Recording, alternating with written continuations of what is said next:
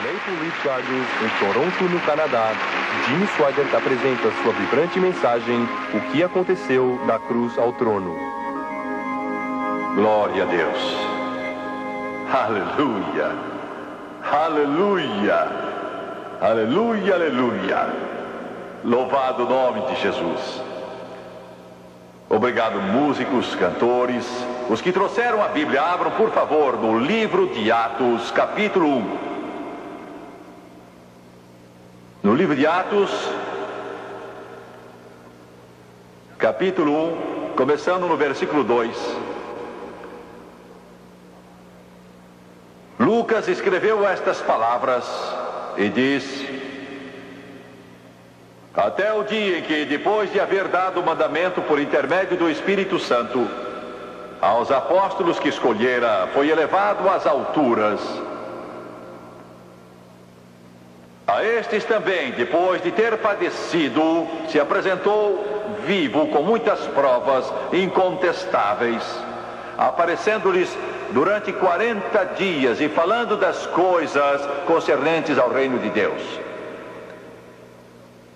E comendo com eles, determinou-lhes que não se ausentassem de Jerusalém, mas esperassem a promessa do Pai, a qual disse ele: de mim ouvistes, porque João batizou com água, mas vós sereis batizados com o Espírito Santo não muito depois destes dias. Eu quero falar sobre um tema muito palpitante: o que aconteceu da cruz até o trono. Da hora em que Jesus morreu, até a hora, 40 dias depois, em que, depois da ressurreição, ele ascendeu do Monte das Oliveiras e voltou à glória. O que aconteceu nestes 40 dias e 40 noites? O que aconteceu da cruz até o trono? Esta é a mais emocionante história para a raça humana que lábios humanos já contaram, ou que o coração humano jamais sentiu. O que aconteceu da cruz até o trono? Construímos uma igreja e uma escola bíblica há algum tempo na pequena cidade de Waterloo, bem perto da grande metrópole de Bruxelas, capital da Bélgica. Bruxelas e Waterloo estão interligadas como se fossem uma cidade.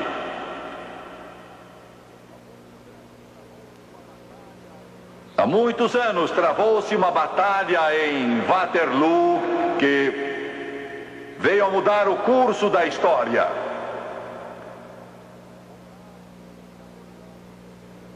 Foi lá que Napoleão enfrentou Wellington, o mais poderoso general que a Grã-Bretanha já teve, e Napoleão, que alguém chamou o arcanjo da guerra. Era a chance de Napoleão dominar o mundo.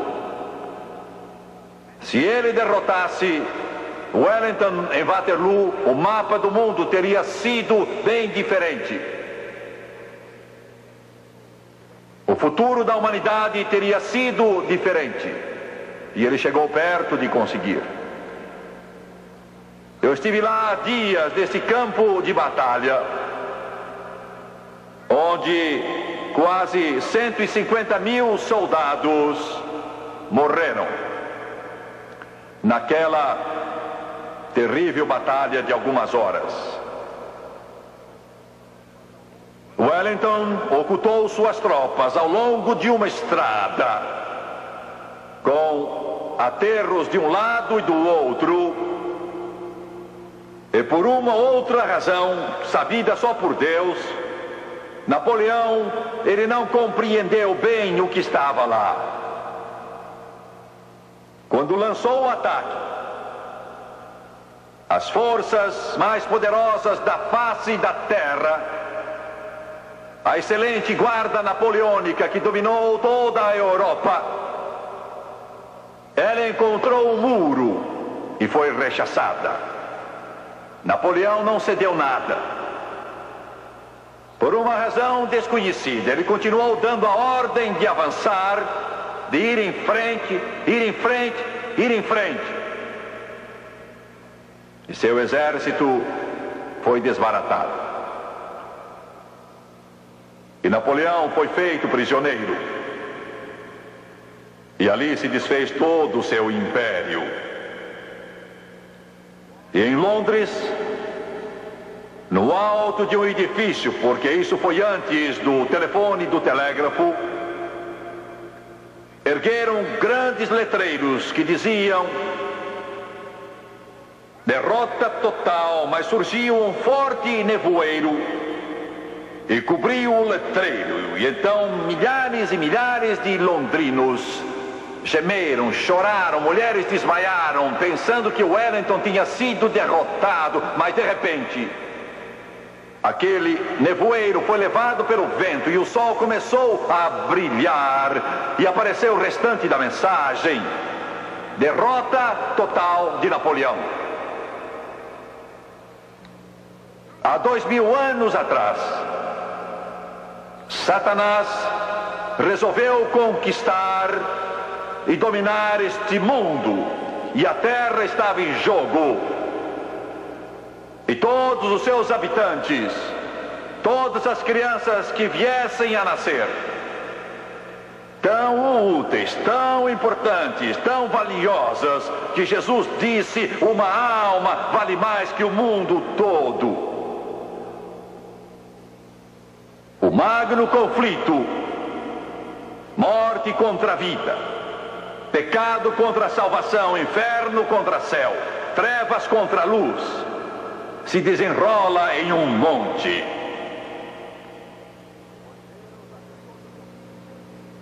Pois Deus, na pessoa do seu Filho Jesus Cristo, ofereceria sua vida, o Filho de Deus encarnado, Deus manifesto em carne, Emanuel, Deus conosco, pois Jesus é Deus.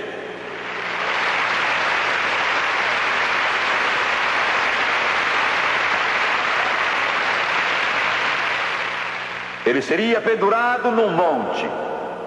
Ele morreria como ninguém já morreu. Ele sofreria como ninguém nunca sofreu. Ele tomaria sobre si, tornando-se oferta pelo pecado, todos os pecados do homem, para que fôssemos livres. Alguma coisa num criminoso, alguma coisa num assassino, alguma coisa em alguém que é condenado à morte, e de repente a pena é suspensa. Não há nenhum drama que se desenrole desta maneira. Eu vi na televisão há pouco tempo atrás 3 homens numa certa penitenciária que eram assassinos, eram culpados, não havia dúvida sobre isso, foram condenados à morte na cadeira elétrica. As câmeras mostraram suas celas, porque algo havia acontecido. Não há pungência, não há drama, não há momento, não há nada que possa representar esta cena. Condenados à morte na cadeira elétrica, mas houve suspensão. O governador do estado disse: eu comuto a pena de morte para a vida. Eu vi esses homens com lágrimas rolando da sua face, se ajoelharem e agradecerem a Deus. Eu nunca os tinha visto em minha vida, não sabia quem eram, mas eu chorei com eles, alegrei-me com eles, chorei com eles. Sabe por quê? Porque há 2000 anos Jimmy Swaggart estava condenado a ir para o inferno e não haveria perdão, não haveria esperança para ele. Mas o Senhor Jesus Cristo comutou a sentença de morte para a vida e tomou meu lugar e sangrou e sofreu e morreu numa cruz para que eu fosse salvo. Foi o meu maior momento. Os jornalistas podem zombar, Hollywood pode tentar representar isso, mas não podem nem chegar perto daquilo que se deu naquele dia. Porque naquele dia tão tenebroso, eles o penduraram numa cruz e Satanás sentiu uma alegria infernal. O inferno deve ter zombado, as trevas devem ter triunfado e a morte deve ter rido. Deus ia morrer. Mas espere só, diabo, o domingo vem aí. Glória, aleluia, aleluia. E a horrível, medonha, monstruosa, infernal agonia. A morte senta no seu trono, suprema sobre a humanidade. Mas espere um pouco, morte, o riso vai morrer na sua garganta, porque o domingo vem aí. Eu estou aqui para dizer que apesar do mundo hoje, eu estou aqui para dizer que a dor e sofrimento hoje, eu segurei muitas criancinhas em meus braços e vi os olhos deles embaciados de fome. Olhei para seus corpos esqueléticos, segurei suas mãos e vi os seus bracinhos frágeis. Pus os meus dedos no seu rosto e encostei meu rosto no delas, sabendo que iam morrer, não por causa de uma terrível doença, não por causa da leucemia que ataca tantas criancinhas, nem por causa de câncer, mas por falta de algum alimento, um pouco de pão, alguma coisa. E eu as acheguei a mim pensando se elas sabiam, pensando se elas sentiam, pensando se elas entendiam. Diabo, é sexta-feira, mas o domingo vem aí. O domingo vem. A dor, a doença, o sofrimento, o crime, a guerra, o ódio estão no mundo hoje, mas o domingo vem. Estou aqui para dizer que o mundo não vai explodir numa agonia de poeira termonuclear, não vai morrer pelas mãos de um maluco qualquer, mas estou aqui para lhes dizer que Jesus vai voltar, o Rei dos Reis e Senhor dos Senhores vai voltar. Ele terá a última palavra, terá a palavra final, cantará o último hino, ele dirá a palavra final. Jesus Cristo, o Senhor da glória, o Rei do céu já triunfou e ele vai voltar outra vez. Satanás vai atacar, mas acabará sendo derrotado. E Satanás foi derrotado. Foi derrotado no Calvário 2000 anos atrás. Nunca houve um momento como o da ressurreição de Jesus. Palavras não podem expressar, o coro aleluia não pode cantá-lo, a língua do pregador não pode dizê-lo, o coração da criança não pode sentir. Em toda aquela glória da ressurreição, quando o sol surge esplêndido, o Filho de Deus saiu daquele túmulo e os anjos disseram: não está aqui. Mas se vocês estão procurando os ossos naquela cripta, se estão procurando nos mausoléus, se estão buscando entre os mortos, não está aqui. Se o estão buscando entre os mortos, entre aqueles que já partiram para o além, não está aqui. Mas se vocês estão procurando nesta sepultura, a sepultura em Jerusalém não está aqui, já ressuscitou. Glória. Eu clamo, eu canto, eu acordo todo dia e digo: ele está vivo. Sou um fanático. Vocês estão vendo um fanático de verdade, genuíno, de corpo inteiro, fanático. Glória a Deus, ele enche meu ser, ele domina toda a minha vida. Não está morto, está vivo, não está no túmulo, ele está sentado à mão direita do Pai, sua missão cumprida, intercedendo a favor dos santos. Satanás está derrotado, a morte já foi vencida, a sepultura foi conquistada e Jesus Cristo vive.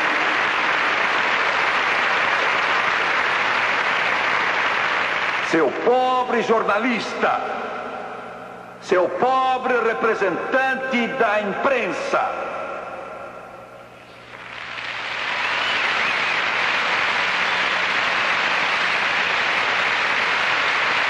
você escreve a respeito de um grande jogo qualquer de futebol, e você diz: mas que página brilhante!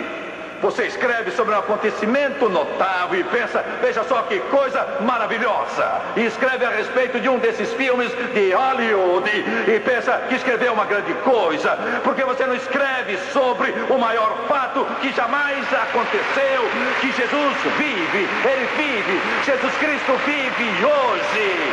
Louvado seja Deus, está vivo, está vivo, está vivo, está vivo.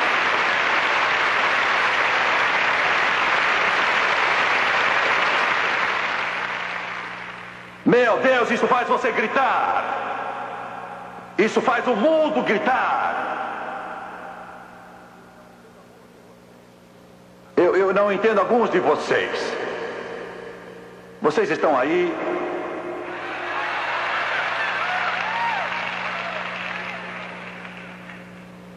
Eu tenho pena de vocês. Por isso que ele disse que a trombeta vai soar 2 vezes quando ele vier. Vai tocar a 2ª vez para acordar alguns de vocês.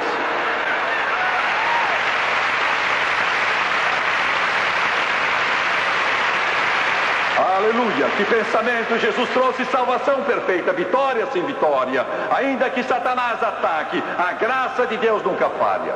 Vitória sem vitória. Pois bem, esta é a introdução da minha mensagem.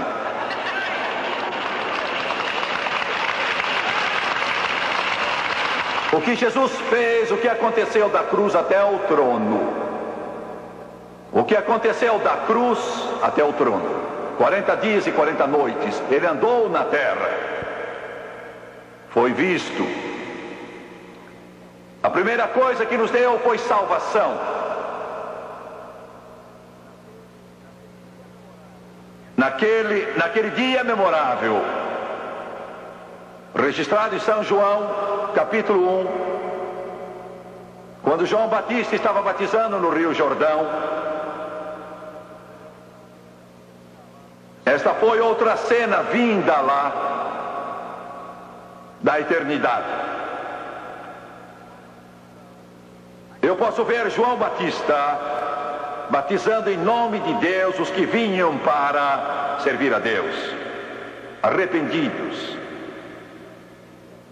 Deve ter sido uma multidão esse dia.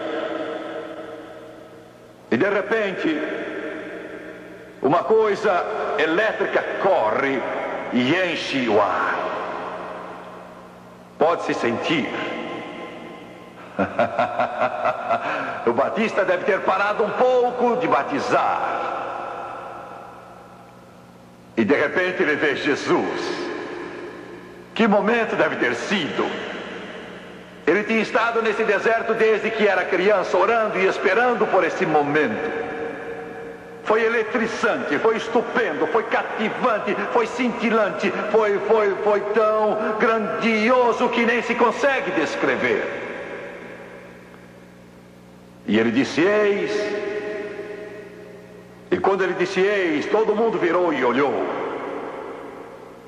O Cordeiro de Deus, que tira o pecado do mundo.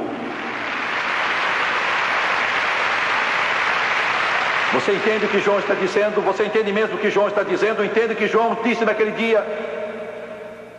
Eu sendo gentio, você sendo gentio, nós não entendemos como deveríamos entender. Mas João era judeu e sendo judeu, ele sabia o que estava falando. Quando disse, eis o Cordeiro de Deus que tira o pecado do mundo. Quero que você note 2 coisas. Primeira, ele usou a palavra pecado, não disse pecados no plural, e sim pecado singular. Tira o pecado. O homossexual não tem de ficar preso. O alcoólatra não tem de ficar preso. Aleluia! Glória a Deus! O drogado não tem que ficar preso. O pecador agora é livre. Jesus tira o pecado do mundo. Porque por 1600 anos, desde a lei de Moisés, tinham sacrificado milhares e milhares e milhares de cordeirinhos. Dizem que provavelmente o povo judeu sacrificou 2 bilhões de cordeiros durante todos estes anos. Pense nisso. não 2 milhões, mas 2 bilhões, guardavam um cordeiro para o dia da expiação 2 semanas. Então o examinavam bem, para ver que não fosse doente, que tivesse saúde perfeita, sem mancha nem ruga, quando era morto. Eles cortavam no torso e abriam a carne para ver se não havia defeito nenhum na carne. Porque ele era o tipo do cordeiro vindouro, tinha que ser perfeito. E eles então ofereciam dia após dia, dia após dia após dia. Mas Paulo testificou na carta aos Hebreus, no capítulo 10, versículo 4, que o sangue de touros e bodes não podia tirar o pecado. Tudo que fazia era cobrir, só cobria o pecado. Os pecados do povo eram só cobertos e afastados, mas continuavam lá, cobertos, só afastados. Os pecados estavam lá, cada vez mais e mais numerosos. Um monte que parecia atingir a eternidade, sempre mais alto. Os meus e os seus pecados, os pecados de todos que já viveram. Todos esses touros, bodes e cabras e pombras eram centenas de bilhões que não podiam tirar o pecado, só podiam afastá-lo. Quando João disse: eis o Cordeiro de Deus que tira o pecado do mundo, ele sabia o que estava dizendo. Aleluia! Ele dizia: este agora, o Cordeiro de Deus, não só vai cobrir o seu pecado, ele não vai somente afastá-lo, ele não vai só pôr uma cobertura nele, mas ele vai tirar o pecado, de modo que não haja mais pecado. Livre, livre, livre, livre, livre, afinal. Você entende isso? Você entende isso? Quando Jesus ressuscitou, a primeira pessoa que o viu, você sabe quem é que foi? Foi uma mulher. Aleluia! O que está dizendo Swagger? Digo que Jesus Cristo libertou a mulher. Digo que Jesus Cristo libertou a mulher. Digo que a mulher hoje goza liberdade. Glória! O primeiro não foi Pedro, Tiago, não foi João, não foi Tomé, não foi André. Foi a Madalena, Maria. Aleluia! Glória! Senhoras, como se sentem? Senhoras, não foi uma honra? Ele saiu fora do túmulo. Poderia ter tido um séquito da hóstia angelical para servi-lo. Poderia ter os apóstolos em fila. Mas teve ali a mulher de quem tinha expulso 7 demônios para saudá-lo primeiro.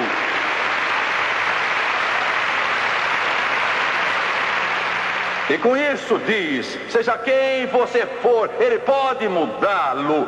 Seja você quem for, ele pode libertá-lo. Seja quem for, ele pode salvá-lo. Você está assistindo pela manhã, está assistindo à noite, você está assistindo homossexual e a sua consciência está roendo. E você morre aos poucos e já não aguenta mais. E você não sabe o que fazer.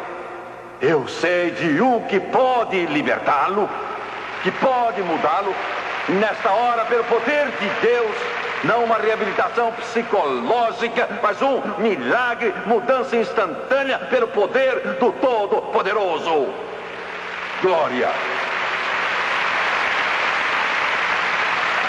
Um senhor me escreveu há dias e disse: Jimmy Swaggart, aqui está o meu último dinheiro que costumo gastar com bebida.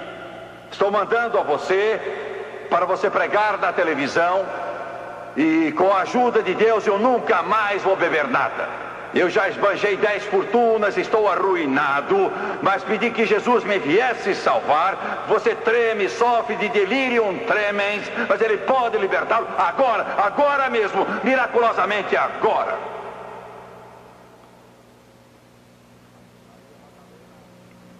E Maria Madalena pensou que fosse o jardineiro, mas ele a chamou pelo nome Maria. Você não acha isso nas diferentes traduções? Porque eu acho que os tradutores da Bíblia hesitaram um pouco em fazer essa tradução. Diz assim: Jesus disse a Maria: não me toques, eu ainda não ascendi ao Pai. Mas original, a língua em que foi escrito é um pouco diferente. O que aconteceu foi que Maria agarrou suas pernas e não o quis largar.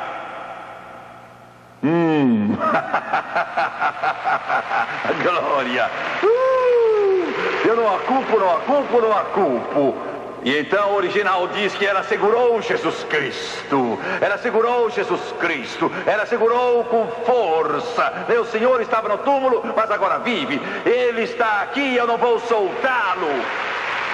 Aleluia, aleluia, glória a Deus. Aleluia, aleluia, aleluia, aleluia. E disse: Maria, deixe que eu vá, porque tenho que ir para a glória e lá oferecer meu sangue no propiciatório. Tenho que ascender a meu Pai, seu Pai, e vou penetrar no Santo dos Santos e vou levar o meu sangue que derramei no Calvário e vou oferecê-lo no propiciatório. Você precisa me largar, Maria. Glória a Deus, não culpa Maria. Este Jesus a quem sirvo não é uma palavra vazia, não é um nome para um hino, não é molde para uma estátua. Ele vive, Ele me libertou, mudou meu coração, mudou minha vida. Sim, sou fanático por Ele, sim, sou um pouco maluco por Ele. Não culpo Maria Madalena.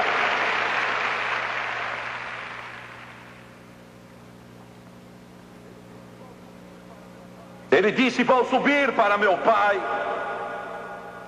E foi quando ele ofereceu o sangue no propiciatório. Quero falar sobre o propiciatório. Deus instruiu Moisés quanto ao propiciatório. Bezalel o construiu.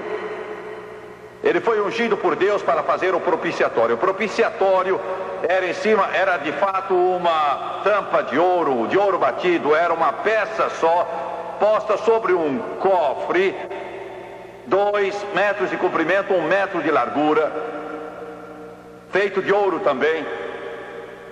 Nesse cofre estavam a vara de Arão que floresceu, o pote de maná e o decálogo, os 10 mandamentos.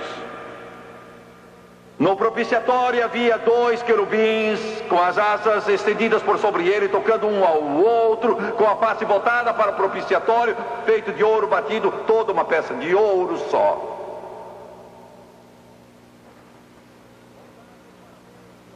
Voltados para a lei violada, voltados para os mandamentos quebrados pelo homem que diziam: não furtarás, não matarás, não cometerás adultério, etc, etc. O homem era culpado. E os querubins olhavam para a lei através do propiciatório, que representa graça. Aleluia, como diz o hino: gastei anos na vaidade e orgulho, desprezando o Senhor crucificado, não sabendo que por mim morrera no Calvário. E o coro que diz: a graça foi grande para mim, o perdão me foi revelado e a minha alma achou a liberdade no Calvário. Aleluia. E uma vez por ano o sacerdote entrava, oferecia o sangue daquele cordeiro no propiciatório, para afastar os pecados do povo. E Jesus então ia oferecer o seu sangue perfeito, puro, limpo, incontaminado, no propiciatório do céu, no lugar santo. Estávamos em uma reunião em Washington com muitos oficiais do governo. Uma TV estava lá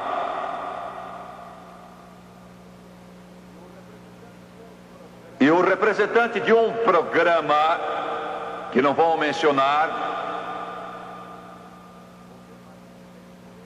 vou ter mais respeito por ele do que ele revelou pelos outros. Ele perguntou a um pastor que estava presente: vocês dizem que tem de aceitar Jesus para ser salvo? Ele disse sim. Ele disse: bem, você não concorda que somos todos irmãos? Os budistas foram a Deus, os mormons adoram a Deus, os hindus adoram a Deus, os judeus adoram a Deus, vocês cristãos adoram a Deus, todos somos irmãos, todos somos filhos de Deus.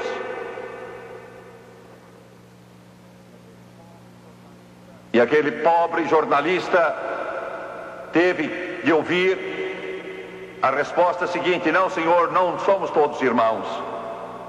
Não somos todos filhos de Deus, somos todos filhos de Adão.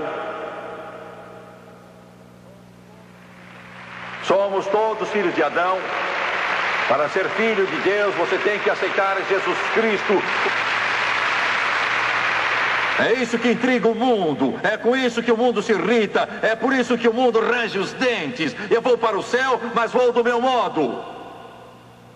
Vou ter minha religião, vou ter minha salvação. Jesus talvez fosse um bom homem, talvez, não sei, não creio que ele tenha sido filho de Deus. Eles dizem: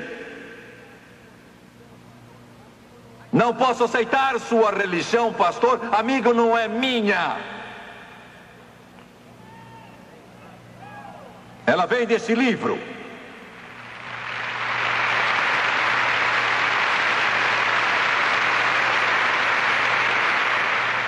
Se não gosta dele, como vai substituí-lo? Com o quê?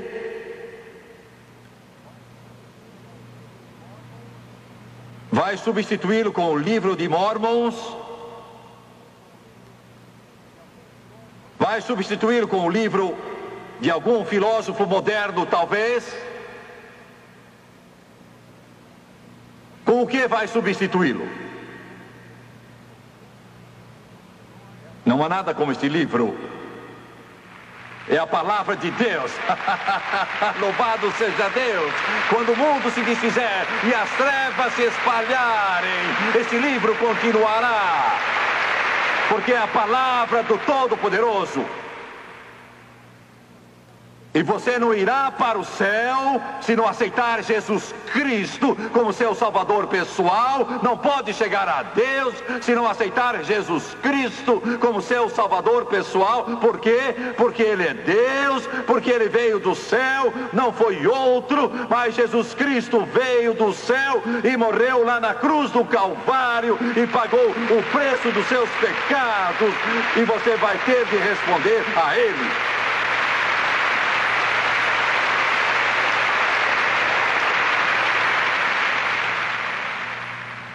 Eu nasci como filho de Adão, mas me tornei filho de Deus.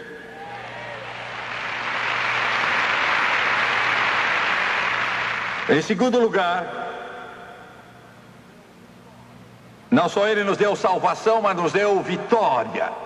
Vitória, vitória. Eu quero dizer uma coisa aqui antes de continuar. Não tenho paciência, e Deus não tem paciência com crentes cara comprida. Azedos, zangados, de cabeça baixa. Alguém me perguntou há dias: você é membro da família da fé? Eu disse: sei que não sou membro da família da dúvida.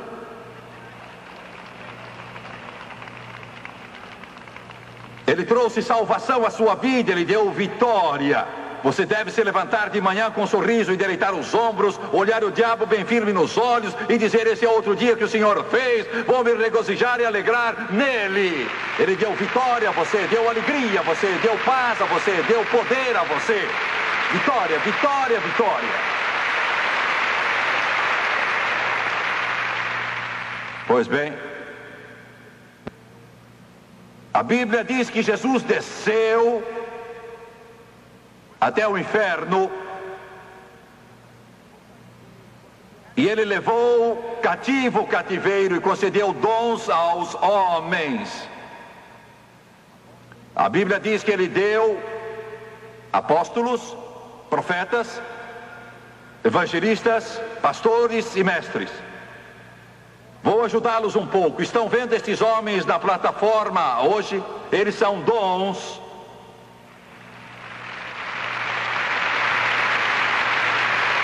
São dons de Deus para vocês. Eles são dons. Eles são tão importantes que é bem difícil descrevê-los. Ele deu dons aos homens, apóstolos, profetas, evangelistas, pastores e mestres. Os jornalistas dizem: por que é que você diz as coisas que diz? Quem lhe deu o direito de dizê-las? Oh, gosto quando perguntam. Sou um evangelista. Eu sou um desses dons. Sou um evangelista. Meu trabalho é fazê-los contorcer-se. Minha ocupação é fazer vocês se mexerem na cadeira. Minha ocupação é tirar o seu sono. Minha ocupação é fazer vocês virarem de lado para o outro. Minha ocupação é pôr o temor de Deus no seu coração. É por isso que Deus me chamou. Sou um evangelista. Aleluia! Glória! Ame seu pastor. Ore por seu pastor. Peça que Deus abençoe seu pastor, porque está orando por um dom. É o que a Bíblia ensina. Ensina a orar pelo pastor.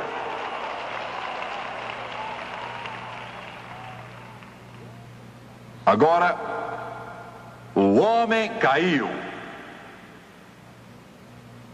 Senhor evolucionista,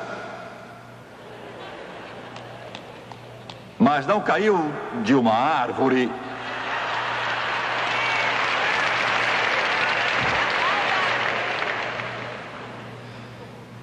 A maior mentira, a mais tola e absurda que jamais foi contada foi a mentira sobre a evolução.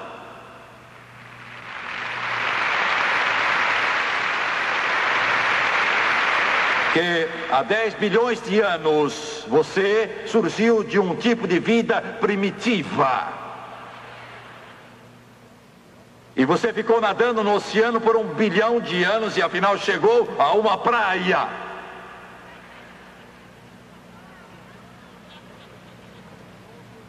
E então surgiram pintas em outro bilhão de anos da sua cabeça e elas foram se desenvolvendo até se tornarem orelhas.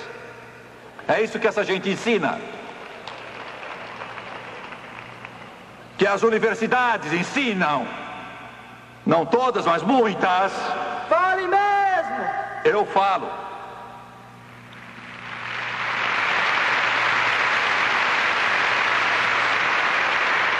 E outra pinta na frente, buscando a luz, e se tornou os olhos.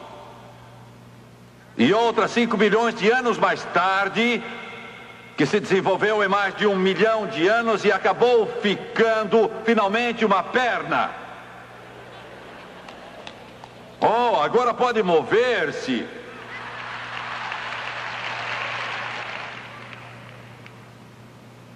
E veja o que mais.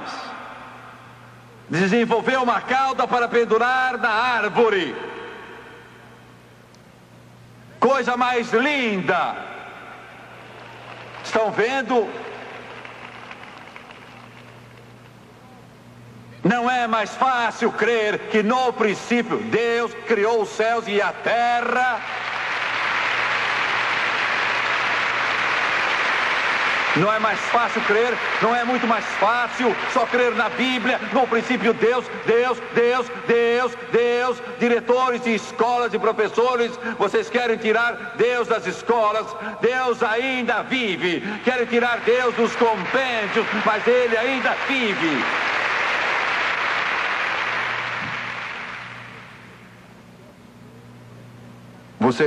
Você quer me ver ficar zangado mesmo? Quer me ver ficar cheio de indignação? É ver um velho qualquer que nem consegue achar a porta, dizer: as crianças não podem fazer oração na escola.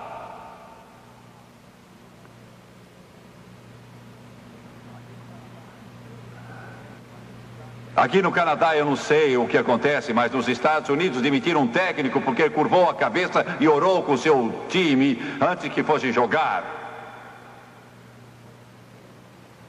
Um certo juiz disse a um formando que não podia orar quando fosse fazer o seu discurso à classe de formandos. Mas eu teria orado.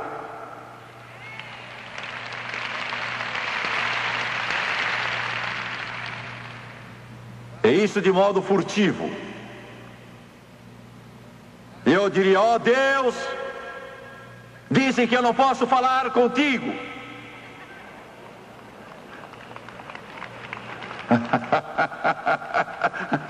Então, eu acho que não posso, mas se pudesse, então é isso que eu diria. Aleluia, aleluia, aleluia. Ditadores surgem em vão, déspotas surgem em vão, os tribunais surgem em vão, mas esse livro permanece. O Deus desse livro é para sempre. O Deus desse livro viverá para sempre.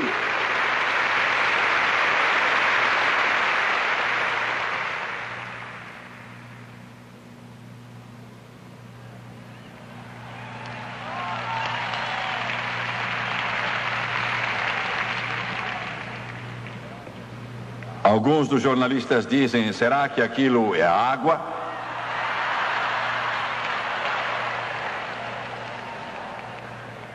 Sim, é água, e se você chegar perto eu batizo nela também.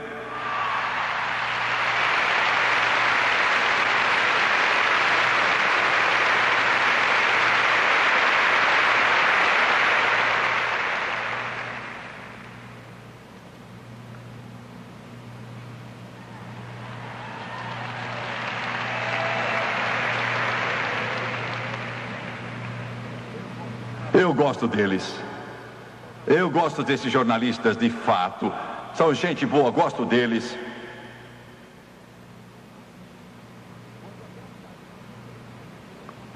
Quando Adão caiu,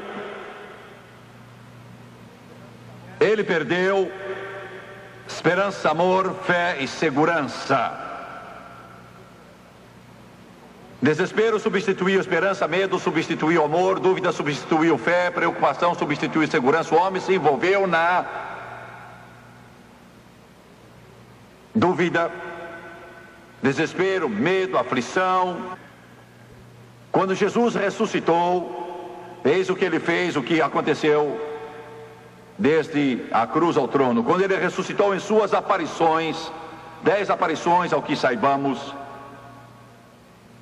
a Bíblia nos fala delas, mas só conta o que aconteceu em diversas dessas aparições. Os outros silenciaram. Quando Jesus apareceu a Maria Madalena, como mencionei faz pouco, ela estava tomada de desespero. Deus estava morto, mas ele o substituiu pela esperança, e o homem a recuperou. Quando apareceu aos discípulos, a Bíblia diz que estavam reunidos com medo. Lemos em São João. Mas ele substituiu o medo pelo amor, dizendo: não temais. Glória a Deus. A terceira vez que ele apareceu foi a Tomé, pobre Tomé. Dúvida, dúvida, dúvida. Disse: eu não crerei enquanto eu não puser a mão na ferida do seu lado, em suas mãos. Ele apareceu a Tomé e disse: venha cá. Vamos, Tomé, toque-me. Tomé caiu aos seus pés. Ele foi o primeiro a dizer-lhe: Senhor meu e Deus meu. Ele substituiu dúvida por fé. No mar da Galileia, Jesus apareceu aos discípulos de novo. Bem cedo de manhã pescaram a noite toda, mas não pegaram nada. Aflitos, tristes, que faremos? E ele disse: filhos, apanhastes alguma coisa? Disseram: pescamos a noite toda, não pegamos nada. Ele disse: lançai a rede do lado direito do barco. Eles a jogaram e, céus, puxaram 153 peixes. Estavam na rede, tantos que ela se rasgou, e um dos discípulos olhou para ele e disse: é o Senhor. Você conhece Pedro? Sabe como ele é? Ele pulou na água. A glória! Pulou na água. Não o culpo, eu teria seguido se estivesse lá. Substituir a aflição por segurança. A última coisa, não só nos deu salvação, nos deu vitória, mas nos deu o Espírito Santo. Ele disse: eu enviarei outro Consolador, outro ajudador, o Espírito Santo.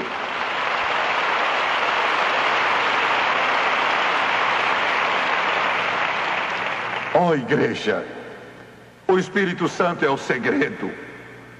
Não o diploma de universidade, não o templo que custou milhões, não talento, habilidade, mas o Espírito Santo. O Espírito Santo. Quando eu era menino de 8 anos, minha avó foi cheia do Espírito Santo. Fazia pouco tempo eu ia lá, mesmo que o meu pai me proibisse e dissesse: não vá, se for apanha. Ele dizia: a religião pôs a sua avó maluca, perdeu a cabeça, está falando em outras línguas, está fora de si, está doida, está biruta mesmo, está com o parafuso frouxo, ela está completamente fora de si, não está certa. E você não chegue perto, se você chegar perto vai pegar em você. Estava certo. Estava certo. Estava certo. Graças a Deus estava certo. E eu ia lá 3 vezes ao dia. Foi durante o verão, eu estava de férias e eu me sentava, não consigo agora, mas cruzava as pernas, à moda dos índios.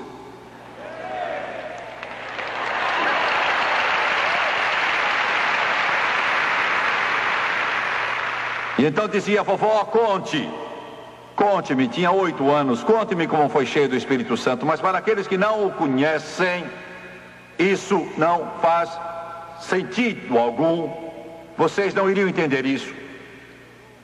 E ela me contava, seu rosto brilhava. E então chegava num ponto em que o poder de Deus a tocava, e por essa razão eu ia 3 vezes ao dia, manhã, tarde e noite. Porque eu queria sentir aquilo. Janete cantou: a gente se sente bem. Não vivo de emoções, vivo pela fé. Mas eu era garoto de 8 anos e eu sentava lá. Ela chegava ao ponto que me contava a mesma história 3 vezes ao dia. Como Jesus a encheu do Espírito Santo. Ela chegava naquele ponto e aí o poder a tocava. E ela estremecia, toda vez ela estremecia. Vocês acham isso fanatismo? Eu entendo isso. Você está tão seco que range ao andar, eu sei. Eu sei muito bem. O poder de Deus vinha sobre ela e vinha sobre mim. O meu cabelo arrepiava, o calafrio passava pelo meu corpo. Eu queria tanto ter a mesma coisa. Meu pai estava certo, ele disse: isso pega, e pegou em mim. Ele nos deu salvação, ele nos deu vitória, nos deu o Espírito Santo. Quando meu pai se converteu, eu nunca me esquecerei naquela noite. Eu tinha 5 anos, mas eu sabia que algo maravilhoso acontecera. Não há nada como isso, não há palavras para descrever. Ainda vejo na minha mente, está impresso indelevelmente no meu coração. Nessa noite, eu tinha 5 anos. Meu pai, 24. Algumas semanas antes, ele nunca tinha visto uma Bíblia, nunca tinha entrado numa igreja. Encurtando a história, que prazer eu senti naquele dia em que me converti. E agora eu sinto seu amor, segurança e paz, fervor. Sou feliz, tão feliz, pois em Jesus me satisfiz. A primeira pessoa a falar com meu pai foi Jorge. Ele também tinha sentido profunda convicção, mas ele não quis fazer a decisão, ele lutou. Estava chorando, com lágrimas rolando. Ele amava meu pai, tinha idade para ser pai dele. Os dois eram sócios. Veio e abraçou meu pai e disse: estou alegre. Chamavam Sani, sempre chamavam Sani. Sani, fico alegre, muito alegre.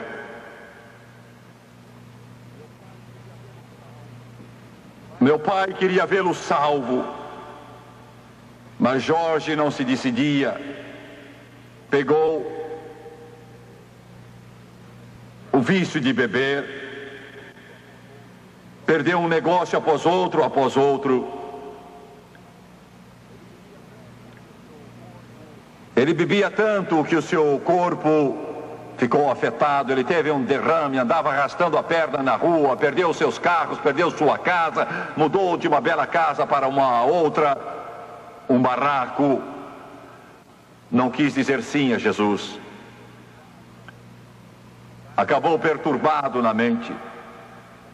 E ele podia ser visto andando em frente da nossa casa. Meu pai muitas vezes o apanhou e muitas vezes meu pai testemunhou a ele, mas ele era rebelde e blasfemava. Lembro-me quando o filho dele morreu. Eu lembro dessa criança, cabelos encaracolados. Jorge o amava. Era a única coisa que lhe sobrara. Eu lembro daquela casa pequenina e me lembro do caixão, me lembro do menino naquele caixão com 4 anos e os seus cabelos bem pretos. Eu lembro de Jorge, eu era menino, ele batia com os punhos do lado daquele caixão e meu pai, pondo o braço ao redor dele, Jorge chorava e dizia: se é assim que Deus age, eu não o quero. Deus, o que é que eu te fiz para tirares a única coisa no mundo que eu amava? Não tenho mais nada, acabou-se, tudo terminou e agora meu menino se foi. Eu te odeio, eu te odeio. Eles desistiram. Não havia esperança. Eu pensei que ele morreu perdido. Quando puseram num túmulo, a esposa praguejou e disse que bom que ele morreu. Eu pensei que ele morreu perdido. Mas há poucos dias, eu estava sentado à mesa com Lester Sunray e sua irmã Leona. E foram Leona Sunray, sua mãe, a mãe de Lester Sunray, que trouxeram o evangelho à nossa cidade há quase 50 anos, na Louisiana, na América. E essa senhora Leona Murphy Sunray, ela arrancou o mato com as mãos do lote vazio em que construíram a igreja onde minha família foi salva. E começamos a falar dos velhos tempos. Ela disse: sabe, Tim, na última viagem que eu fiz na sua casa, se eu me lembro bem, foi a última viagem.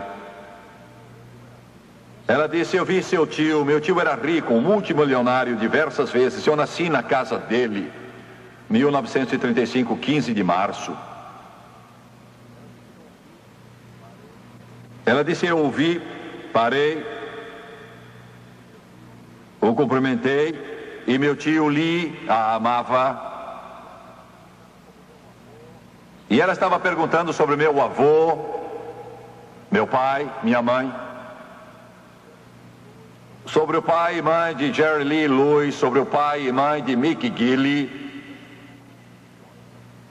E ela perguntou sobre Jorge. Ele disse: olhe, Jorge está morrendo, não vai durar muitas horas mais.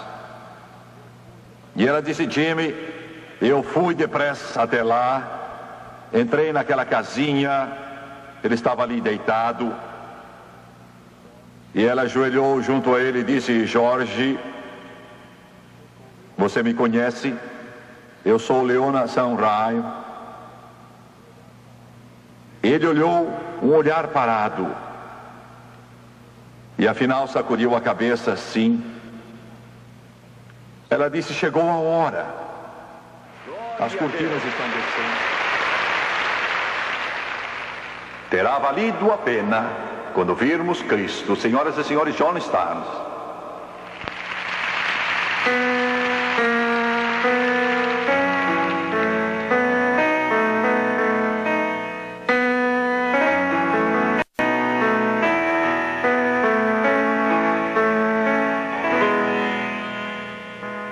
Sometimes the day seems long,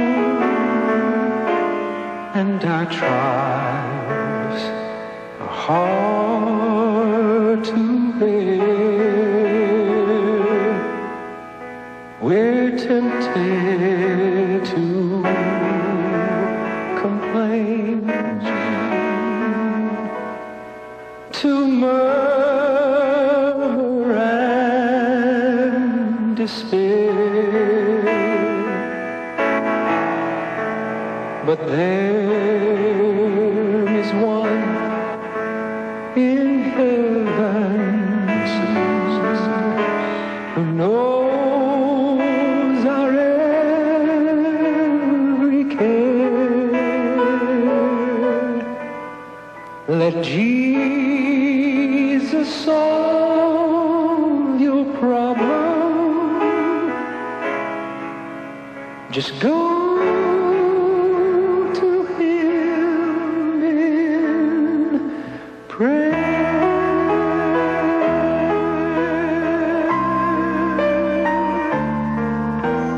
Sometimes the day seems dark without a ray of light.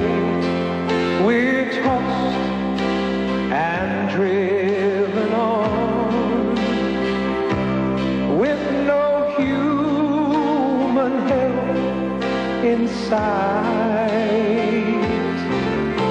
But Christ will soon appear to catch His bride away. All tears forever over in God's eternal day.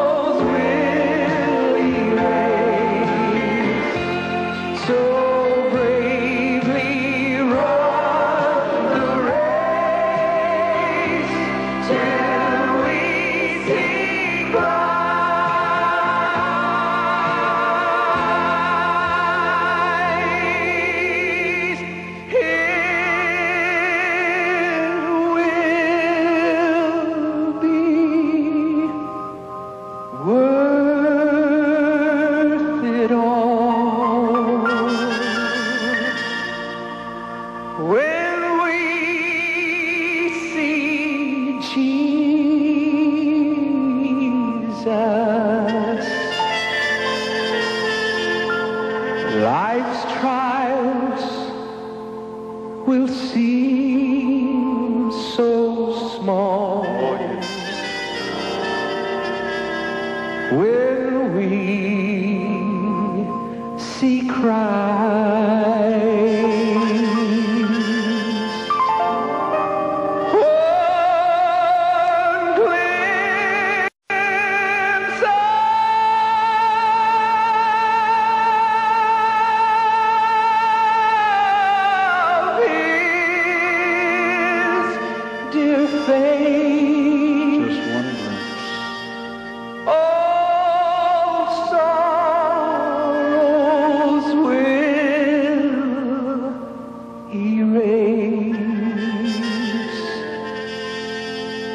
So bravely run the race till